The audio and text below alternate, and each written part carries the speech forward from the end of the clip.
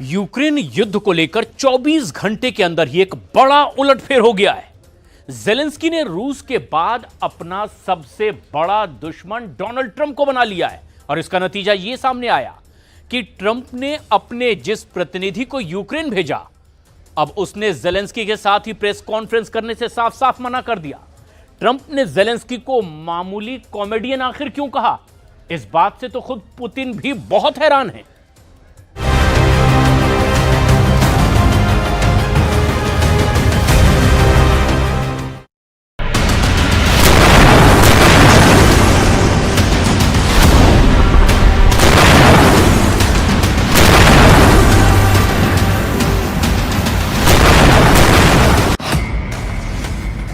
चौबीस घंटे के अंदर पलट गया यूक्रेन का युद्ध। 24 घंटे के अंदर पहले वोलोदिमीर जेलेंस्की पलटे और फिर डोनाल्ड ट्रंप ने लिया सबसे बड़ा यू टर्न।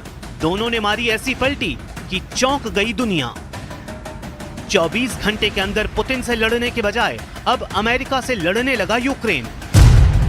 आमने सामने आ चुके हैं डोनाल्ड ट्रंप और वोलोदिमीर जेलेंस्की, और ये ऐसा मुकाबला है जिसके बारे में पुतिन ने भी नहीं सोचा था। आखिर क्या हुआ कि यूक्रेन युद्ध पर ट्रंप और जेलेंस्की एक दूसरे से लड़ने लगे। डोनाल्ड ट्रंप ने जेलेंस्की के बारे में क्या कहा है, बहुत गौर से देखिएगा। A modestly successful comedian, President Zelensky talked the United States of America into spending $350 billion to go into a war that basically couldn't be won. Donald Trump ने जेलेंस्की को सिर्फ कॉमेडियन ही नहीं कहा, ट्रंप ने जेलेंस्की को dictator भी बताया है और कहा है कि जेलेंस्की के फैसलों ने यूक्रेन को तबाह कर डाला है। डोनाल्ड ट्रंप ने कहा है कि जेलेंस्की की वजह से अमेरिका ने इस युद्ध पर $350 बिलियन उड़ा डाले, यानी अमेरिका ने यूक्रेन को रूस से बचाने के लिए 30 लाख करोड़ रुपए खर्च किए हैं। इसमें हथियार और बाकी मदद शामिल है। यूक्रेन युद्ध के पीछे ट्रंप ने सबसे बड़ी वजह जेलेंस्की को बताया है। उनको कॉमेडियन के साथ साथ चुनाव न कराने वाला तानाशाह भी बता दिया है, जो अगर नहीं हटा तो यूक्रेन बाकी नहीं रहेगा। A dictator without elections, Zelensky better move fast or he's not going to have a country left. Got to move fast because that war is going in the wrong direction. In the meantime, we're successfully negotiating an end to the war with Russia. Trump ने अपने एक resort में दिए गए बयान में Zelensky को तानाशाह कहा, और वो सब कुछ कहा जिसकी जेलेंस्की ने कभी उम्मीद ही नहीं की थी। यही वजह है कि अब यूक्रेन बनाम अमेरिका की टक्कर शुरू हो गई है, जबकि सच ये है कि यूक्रेन में पुतिन की सेना लगातार नए नए मोर्चे जीत रही है, यानी जेलेंस्की के सामने अब दो दुश्मन हैं।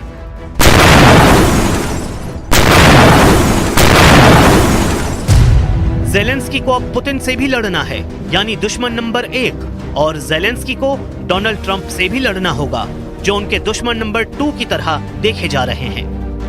लेकिन ट्रंप को लेकर विरोध यूरोप में शुरू हो गया है। नेटो ने भी ट्रंप को आंख दिखानी शुरू कर दी है। जो मिलिट्री गठबंधन अभी तक अमेरिका के साथ यूक्रेन को बचाने के लिए खड़ा था, वो अब अमेरिका के बगैर जेलेंस्की का साथ देने के लिए तैयार है। जर्मनी के चांसलर ओलाफ शोल्ज ने कहा कि ट्रंप गलत बोल रहे हैं। ब्रिटेन के प्रधानमंत्री कीर स्टारमर ने जेलेंस्की को फोन करके कहा कि वो उनके साथ खड़े हैं। कनाडा के प्रधानमंत्री जस्टिन ट्रूडो ने कहा है कि कनाडा यूक्रेन के साथ खड़ा रहेगा। आखिर ऐसा क्या हुआ कि अमेरिका के नए राष्ट्रपति डोनाल्ड ट्रंप जेलेंस्की पर अचानक बरस पड़े? वो क्यों यूक्रेन की लीडरशिप पर बिगड़ गए? इसकी बहुत बड़ी वजह है।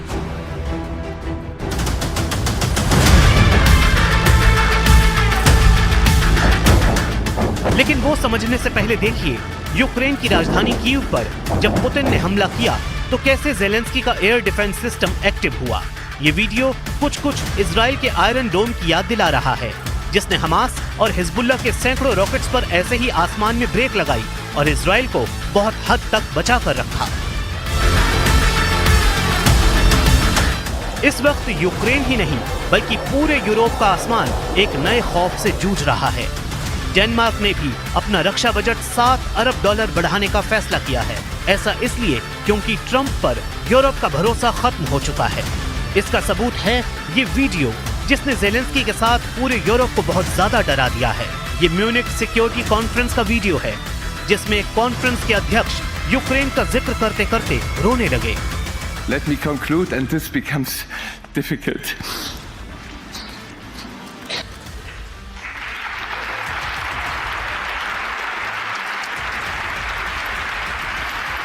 This conference started as a transatlantic conference. After the speech of Vice President Vance on Friday, we have to fear that our common value base is not that common anymore. I'm very grateful to all those European politicians that spoke out and reaffirmed the values and principles that they are defending. No one did this better than President Zelensky, who has been fighting for these values, democracy, freedom, rule of law, for the past 3 years. Munich security conference से आए इस video ने बहुत साफ संकेत दे दिए हैं। इस वीडियो में सिर्फ कॉन्फ्रेंस की अध्यक्षता करने वाले क्रिस्टोफ ह्यूजगेन नहीं रोए। युद्ध रोकने के लिए ट्रंप और पुतिन की एक तरफा मीटिंग ने नेटो को भी हिचकियां देनी शुरू कर दी हैं। सऊदी अरब में हुई मीटिंग को लेकर पुतिन भी काफी जोश में हैं। Без всякой предвзятости,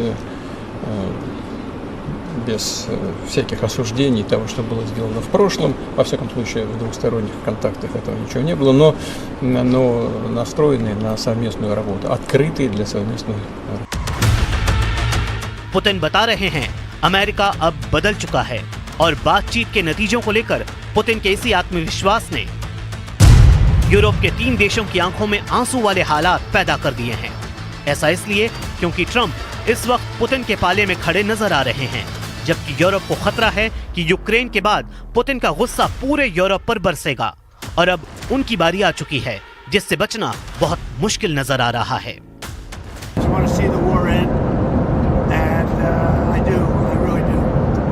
But I think they have the cards a little bit because, you know, they've taken a lot of territory.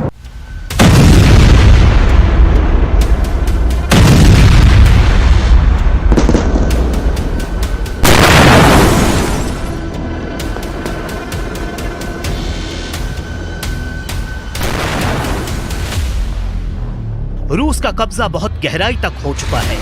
यही ट्रंप के लिए सबसे बड़ा सच बन चुका है और पुतिन के खतरनाक मोर्चों को देखकर अब उन्होंने युद्ध खत्म करने का अपना इरादा अटल रखा है। लेकिन इन सब के बीच पूरा यूरोप बुरी तरह फंस गया है। ऐसे में अब यूक्रेन को बचाने कौन आएगा?